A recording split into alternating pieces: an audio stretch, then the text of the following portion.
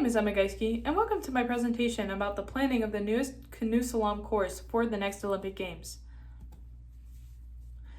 Canoe Slalom was an event originated in 1972 Olympic Games in Munich, Germany.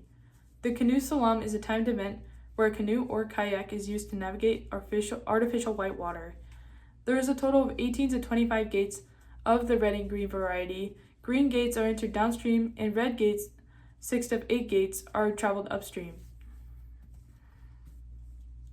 As an overview of this course, the objective is simple: to create whitewater, which is usually naturally occurring when shallow waters float over rocks, embedding them with air to make the waters white.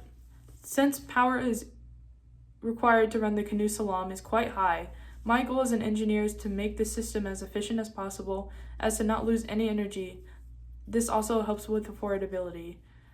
Canoe Slalom courses utilize materials from well-managed sources and those that are in low energy and impact. Energies that are used try to be clean and auxiliary, which include hydro, solar, and wind varieties. The course must be able to be used for training and other competitions in the future, and must be held structurally. For the Olympic Games, the required whitewater strength is between grade 3 and grade 4.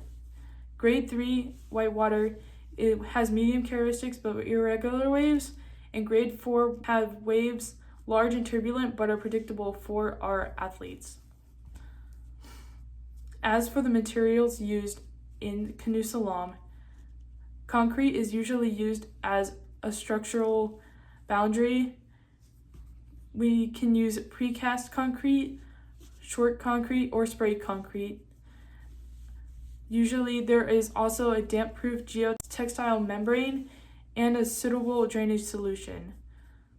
As for the water can be salty, treated, and or fresh water that is suitable, and water at a minimum must be at secondary contact quality. Water also must be a minimum depth of 1,000 millimeters in eddies and a nominal depth of 1,500 along the center line.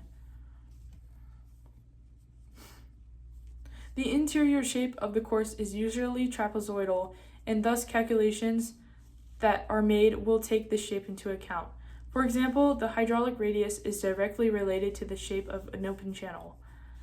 Reynolds number is also calculated from hydraulic radius, and the Reynolds number determines the flow, which could either be laminar or turbulent, and will determine the level strength of the whitewater.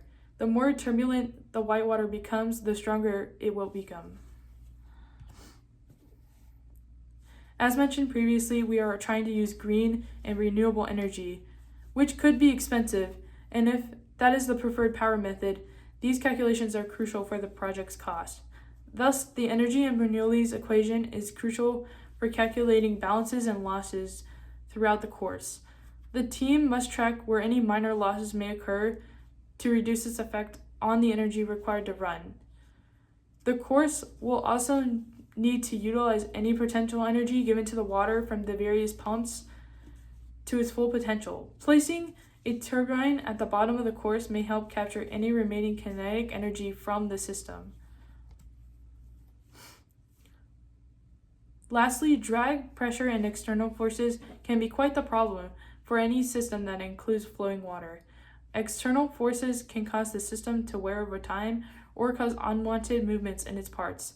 For example, the red and green gates on the course need to be situated above the water to prevent any damage or breakage from the water or canoes.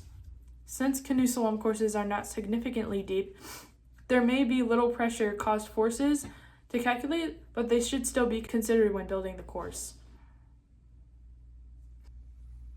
Thank you for listening to my presentation, and hopefully this helps us build a Canoe Slalom course in the future for the next Olympic Games.